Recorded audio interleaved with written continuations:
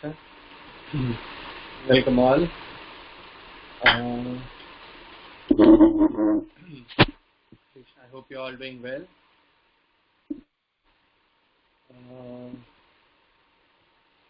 Hare Krishna. Yesterday we finished lesson 1. So all of you have seen the videos. Can you give me some idea how many videos have you finished? Each one of you, how many video lessons have you finished for lesson 1? How many video lessons you have seen? Completed? 4. Complete. Okay. So those who have completed, you can give the test at your convenience, means tomorrow or whenever you wish, right? So you give the test and then we can go to the next chapter. So anyways, but we can start the next chapter here today, right? So this topic is very interesting, Krishna concept of infinity. And let's start with the first section. First section. So okay. So the previous chapter was like an introduction. So there were many concepts which were told in an axiomatic way, right? There was no detailed discussion like God is a person, why God is a person, we have relationship with God, how can we say relationship, or what is relationship. All those things were not discussed in detail. But starting from lesson number 2, things will start becoming deeper and more details will be described, right? Like what is the meaning of person, what is the meaning of relationship, what is the meaning of 3 modes of material nature, what is the meaning of nature. All these things will gradually come. So we start with the first topic, which is about God, but this is the Krishna concept of infinity. This gives an idea that what is the meaning of God. Okay. So let's start with the first section. These say our prayers first.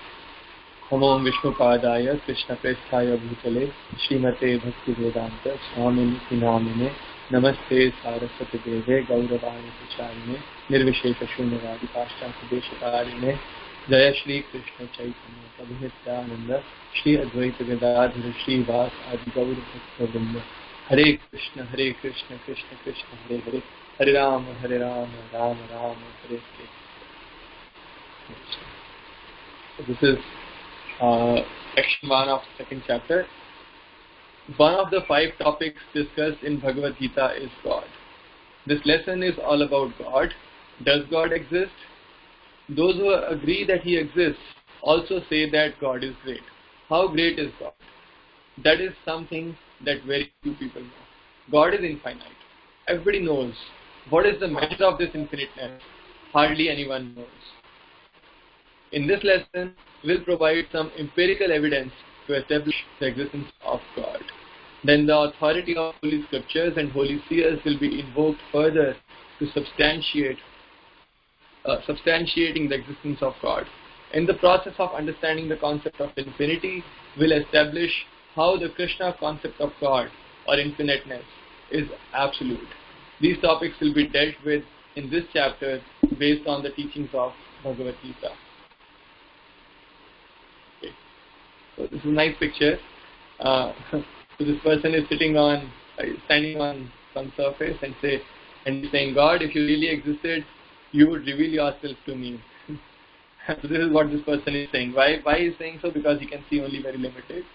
And if you zoom out and see the bigger picture, he is standing, basically, his very foundation is God. His very support is God. Right? So I don't know who has put this picture, but it's very nice.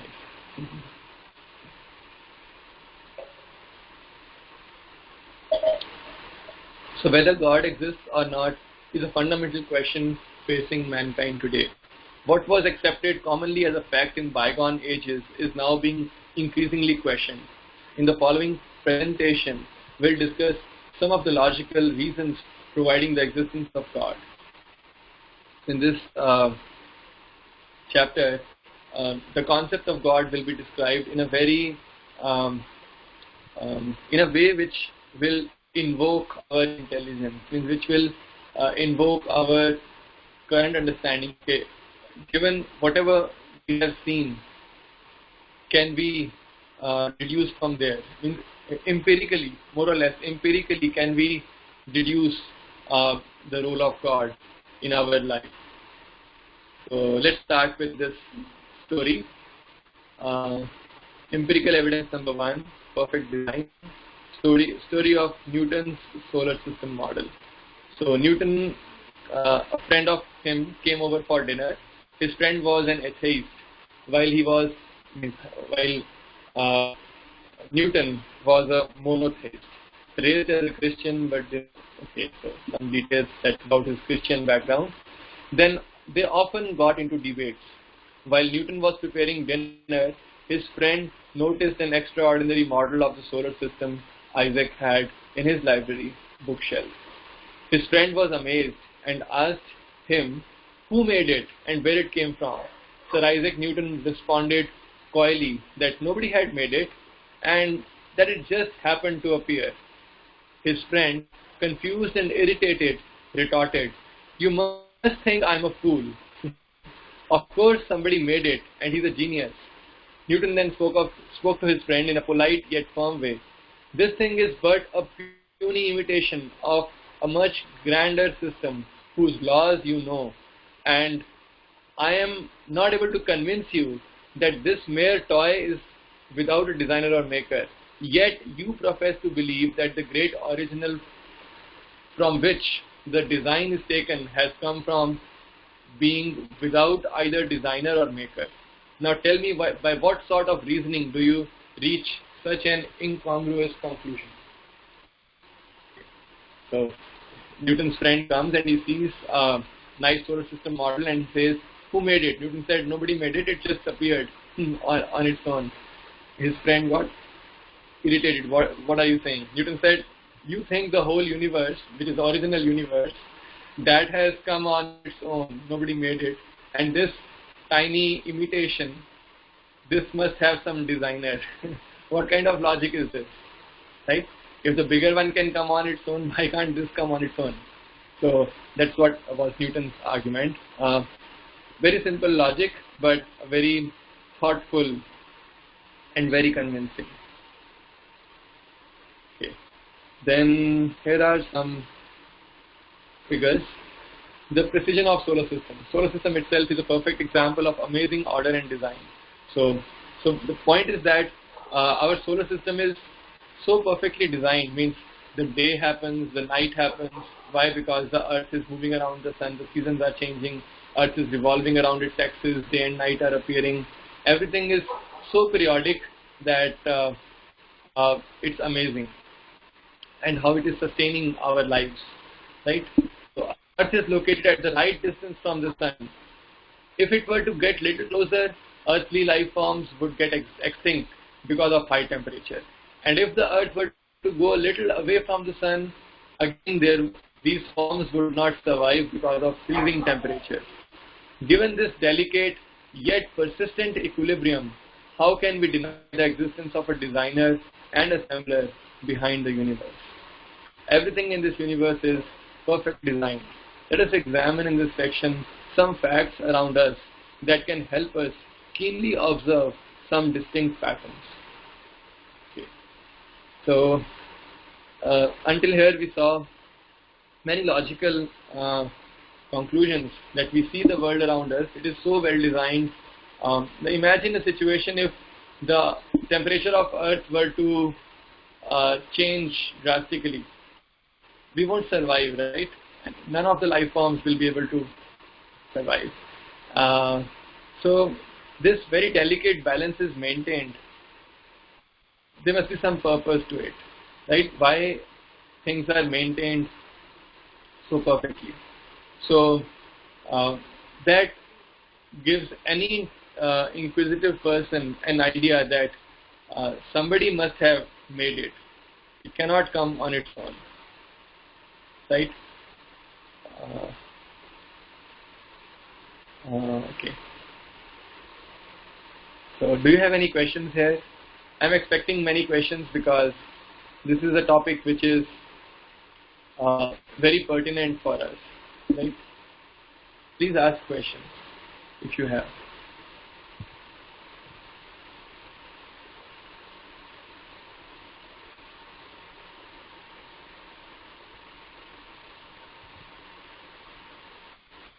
Okay. Um, can you give one caption for this whole discussion? Just one punchline for this whole discussion, what we had. What is the central idea being discussed here in this 2.2?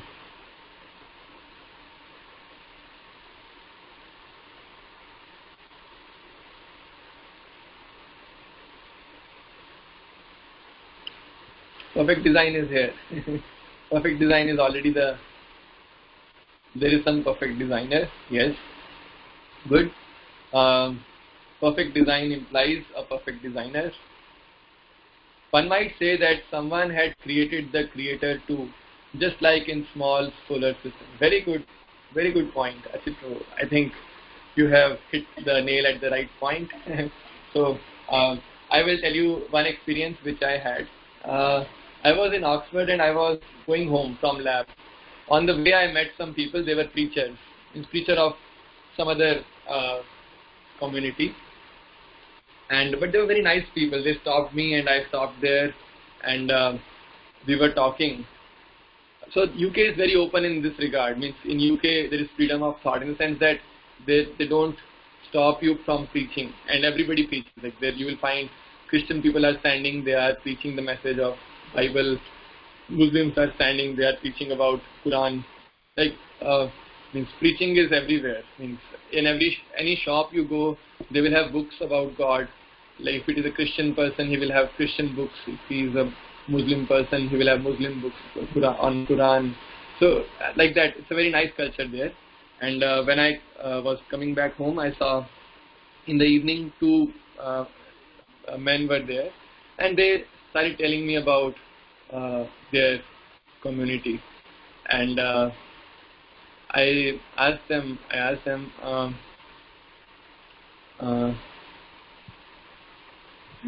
why do you think God exists? So he said, it was a nice discussion. I'm kind of forgetting it.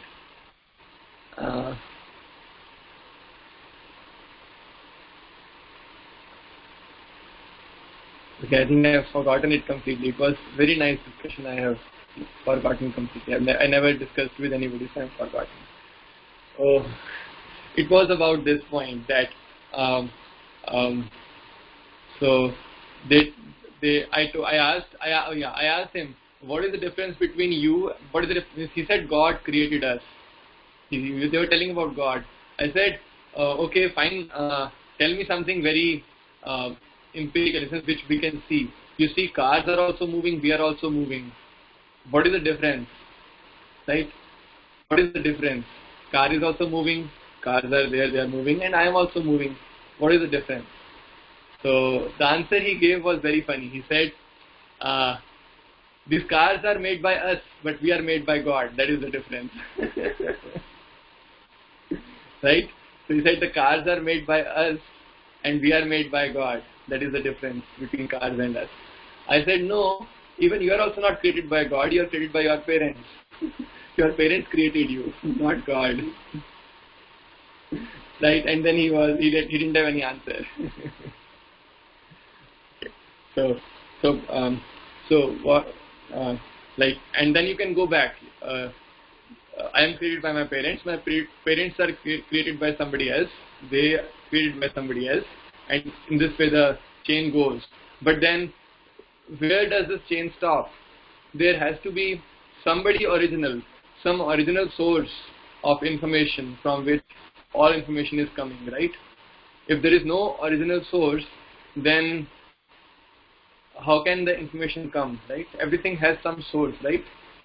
Uh, Going back to same example we have been discussing, like do we have Chiranjit Prabhu here? Yes, Chiranjit Prabhu is there. So let's say Chiranjit Prabhu is sitting in Nagaland, right? You said Nagaland? No, not Nagaland. Meghalaya, no, Shillong. Where are you situated, Chiranjit Prabhu? Somewhere in northeast, you said. Manipur, probably. Tripura, okay, Tripura. So you are in Tripura, and I received a letter which has got some message for me, and the message is there because the source is there. Chiranjit Prabhu is there. But if there is no source, how do I expect any meaningful information coming, right? If there is no source, there cannot be meaningful information. The moment we have meaningful information, it means some source must be there. So if you say the source also can have some source, for example, Chiranjit Prabhu came to know from somebody, then that somebody might have known from somebody else. There must be some original source of information. Who is that? So for example, if we talk about our equations, F equal to ma and things like that. So I learned it from my teacher learned it from his teacher, but ultimately if you go back, you will find whom? Who will you find? The source of these equations. The first person, Newton, right? Newton didn't learn it from anybody. Newton is the one who actually formulated these equations, who brought forth this idea, right? So there has to be some original source, otherwise information cannot exist. So by definition, that original source is Krishna or is God, right? So yes, this universe might have been created by somebody. I mean, this information has been put there by somebody, but then where did that person got information from? That is somebody else. And where did that person got information from? That is somebody else. In this way, if you keep going back and back and back, the original source of information, that must be, that is what we are referring to as the absolute truth or the original source of information, right? So that is God. Actually, if you see the solar system also is created by Brahmaji, let us say, if we can say this is created by Brahmaji. Brahmaji is given knowledge by Krishna, right? So there is a creator of the creator too, but there has to be some original creator. That is why Govindam Adi Purusham Tamaham Bhajami. So these days we are reading Brahma Samhita in the morning. So Govindam Adi Purusham Tamaham Bhajami. Why Adi Purusha means he is the original source of information, the original for everything. Okay, good. So Chiranjit Prabhu has given the title of this discussion is The Proof of Existence of God. Yes, a very good caption for this section. Is this doubt cleared that the creator of the creator, the creator of the creator, the original creator is Krishna?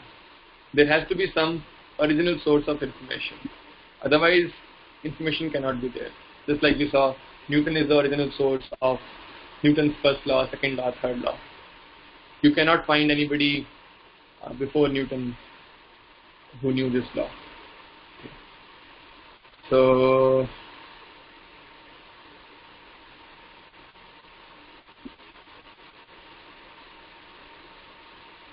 let's go to the next section. Should we discuss? Anybody has any question in this section?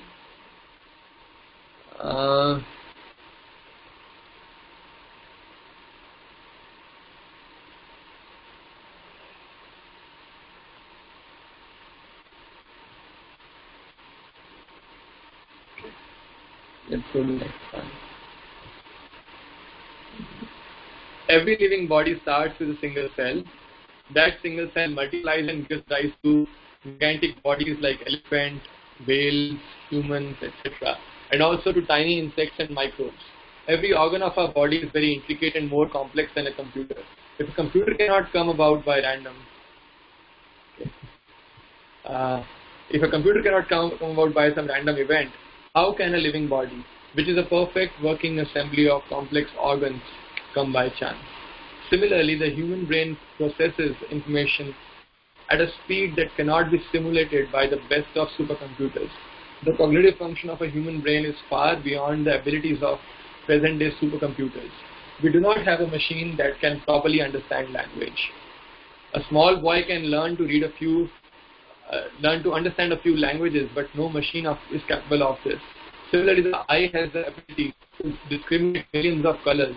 The combination of three primary colors, RGY, can provide billions of colors, shades, and the eyes have the power to differentiate them. There must be a creator who has created all these wonderful things. Okay. So many important things to be discussed here. So we go a little slow. First, let's start with the question of Chiranjeev Kaur. So, is Big Bang theory false? Okay. Big Bang theory is a very, I would say, is a very nice jugglery. I don't know if you have recognized this. So, what Big Bang theory is saying? So, if you understand the principle of information, then you won't make this mistake. You see, what we discussed about information. Information has to have a source, right? Information cannot exist without a source, right? Otherwise, it is just random. It is not information. It is just something random which has no meaning. It is not information. Information means there has to have a source. Okay. Let us say there is somebody who knows Big Bang theory very well. So you ask that person, what is the source of the information which we are seeing? What is that information? Let us say this is the information, the distance between Sun and Earth, the distance between Earth and Moon, the motion of the Earth about the Sun, and things like that. What answer will they give? They will say, okay, let me ask you the question. Okay, go by the Big Bang theory. Tell me, what is the source of information? Which means Earth, Sun, Moon, all this information, where has it come from? And to make your life a little more difficult, I'll tell more kinds of information which are present. But let us first focus on only this much. Sun is here, Earth is here, the time period of Earth, the mass of Earth, mass of Moon, time period of Moon, distance of Moon and Earth, Moon and Sun and Earth. All these things, all this information, where has it come from as per the Big Bang theory? Let's see. From energy. Okay. Anybody else?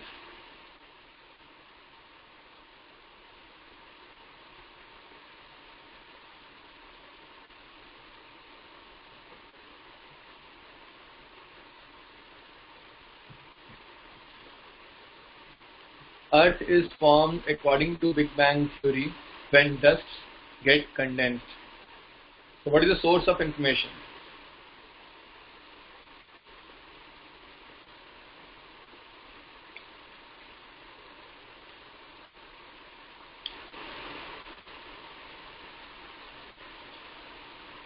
What's the source of information?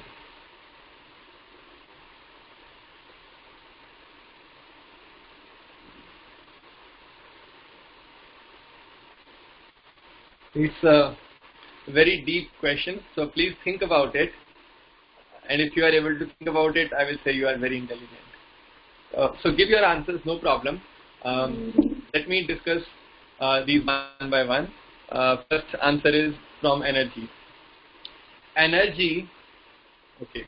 Where is information in energy? If I tell you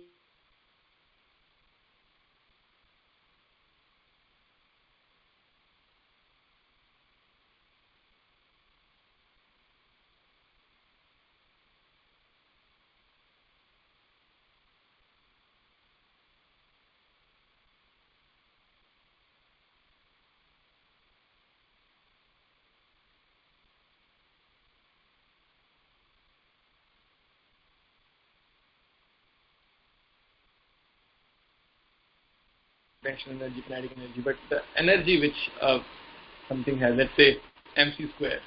But where is the information here? And what information is there in energy? Just if you say mc square, c is fixed anyways. What energy can tell you at most mass? Right? Nothing much. Energy doesn't have information. Next, Earth is formed according to Big Bang theory when dust get condensed. So where is the information here? Oh.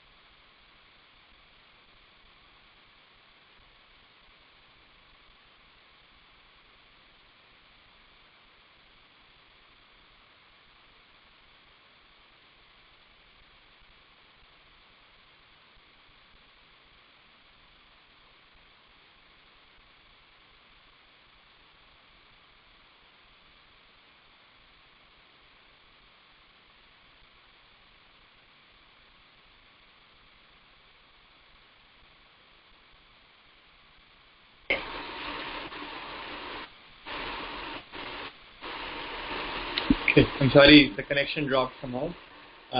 Yes, I have lost the chat history. I only see Chiranjeev Prabhu's chat message which says it occurred randomly under the influence of gravity.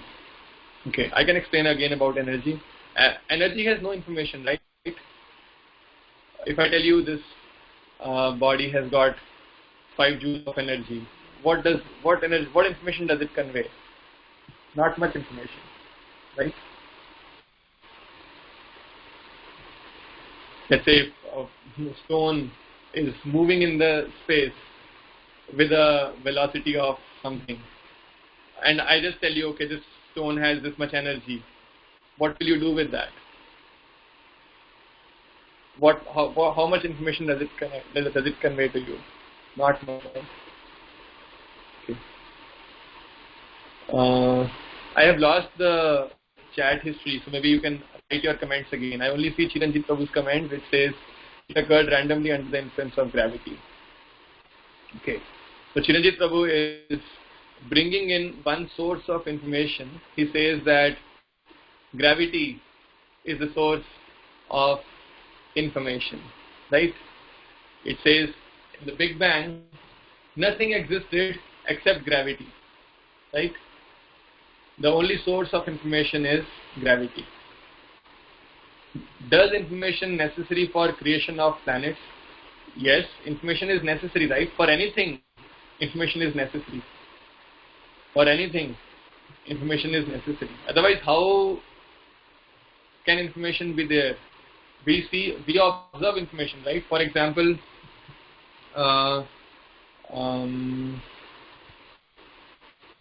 Earth is moving around Sun with a time period of something, right? Let's say a time period of 1 year. Then this information is there. Then there must be some source of information, right? And you say it occurred randomly under the influence of gravity. So you are saying gravity is the source of that information, right? Gravity is the source of that information, right? And then you see sun. Sun is also giving you light and heat. What about that? Sun is giving you light and heat. What is the source of that information? Moon is not giving light and heat. So why is there a difference? Sun is giving light and heat. Moon is not giving. Earth is not emitting light and heat. Why sun is emitting? Means there is some information. There is some difference in the nature of different objects. Why that difference is there? Because Big Bang, as per Big Bang theory, originally there was no difference at all. No information. Information means distinction, right? Distinction in our experiences. Okay, so coming to this point of why sun has got heat and light, earth does not have, moon does not have. Earth has got so many elements, so many things which we are observing. There is air, there is water, there is silica, there are ores, mines, there are, if I ignore the living entities for time being, just considering the non-living earth, there is water, there is silica means sand or mud, there is air, and sun has got heat and light, moon has got no heat and light. So what is the source of this information? This information is there, right? First of all, try to understand. Information is there. I told you the differences are there. What is the source of these differences? What caused these differences? I'm not asking you a very difficult question. These are all answered by physicists already. I'm just bringing this to your attention that physicists also have to accept the principle of information. They cannot do without that. Otherwise, physics will be incomplete. Nobody will study physics if the information principles are not respected in physics. Nobody will study physics. They have answers, some answers to these questions. They don't take these questions very seriously, but they have answers. Maybe they take seriously also. Yeah, they take it seriously. They do not spell it the way we are doing, like they explicitly say information. They do not explicitly say it, but implicitly they are respecting those principles. They are trying to respect, but they have not formulated it formally. This has not come in their formal system, but intrinsically they do it. So please tell me, okay, without more confusion, what is the source of this information?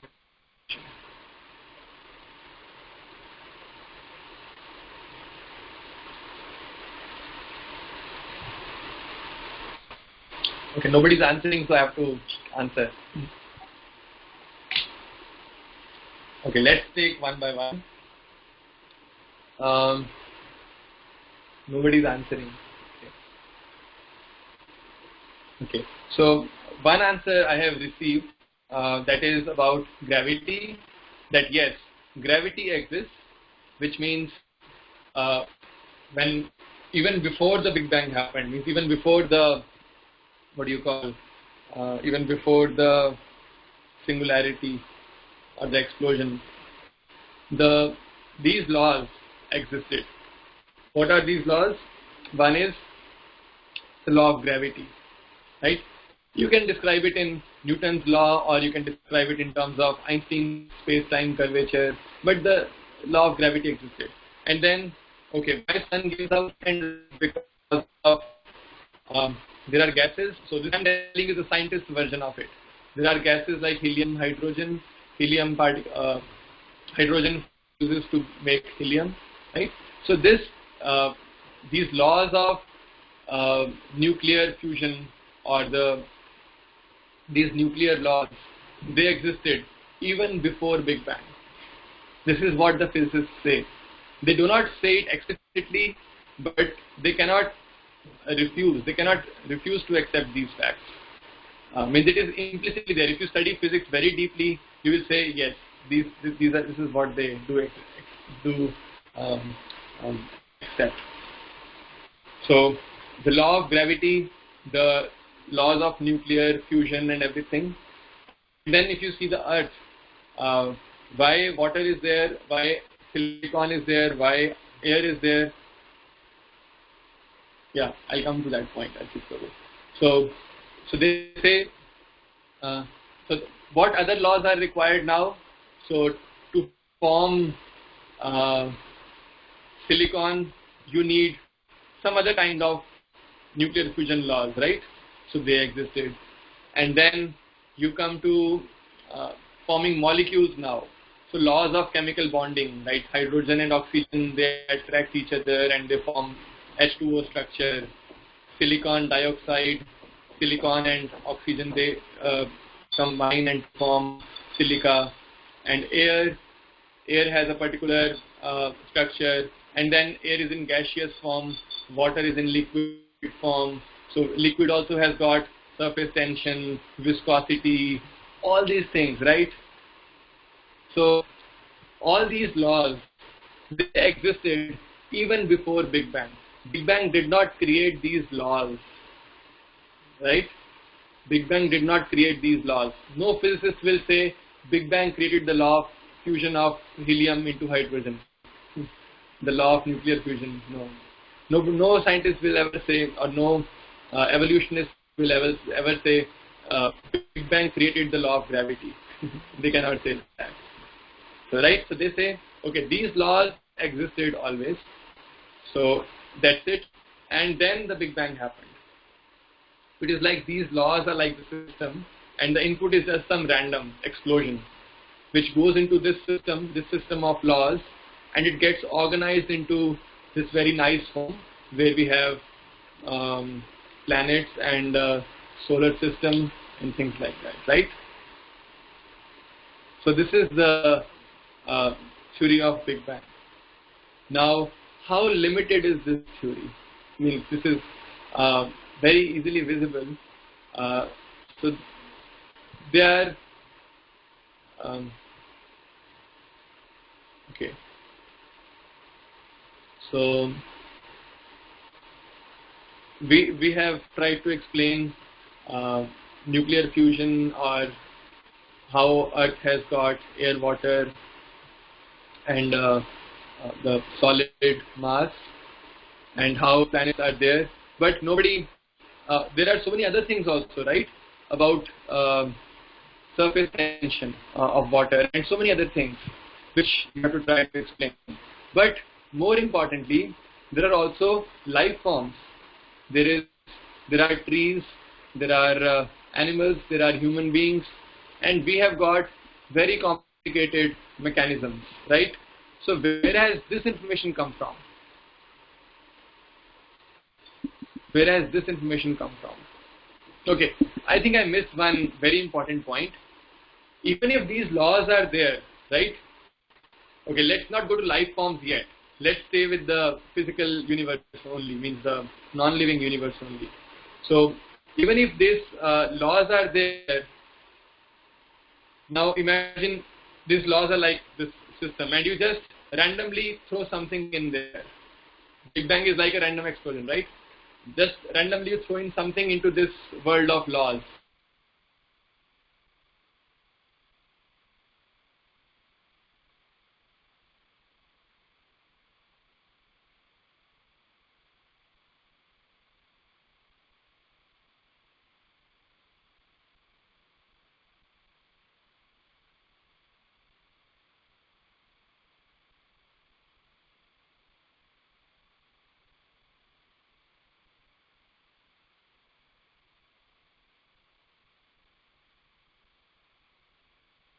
Example, I think yesterday we discussed this example, that see this laptop, completely a physical system, right? It is made up of silica and some silicon semiconductors, some steel, some aluminium, some titanium, some plastic, and things like that. And everything is obeying the respective laws. Electric current is flowing, electricity is flowing, electrons are flowing, whatever laws are there, they are following. But even if this structure, this system of laws is there, you cannot just randomly throw in something there and you expect to get a laptop out of it, right? This is a mistake. This is a mistake. That in this system of laws, you cannot just give a random input and you expect something beautiful will manifest. This is a big mistake. Is this clear? So if somebody says laws of physics is God, they are missing a lot of things. They are missing a lot of things.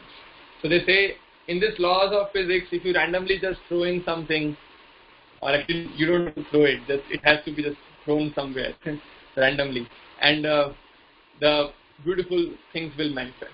That never happens. That never happens. Right? That never happens. Okay, I think it's almost 8 o'clock. We can stop here. If you have more questions, you can post on Piazza, right? We have got a Piazza page and all of you have subscribed to it. If you have not subscribed, you contact Abhishek Bansal Prabhu. He will help you in subscribing there. So, thank you very much. Any questions, post on Piazza. Hare Krishna.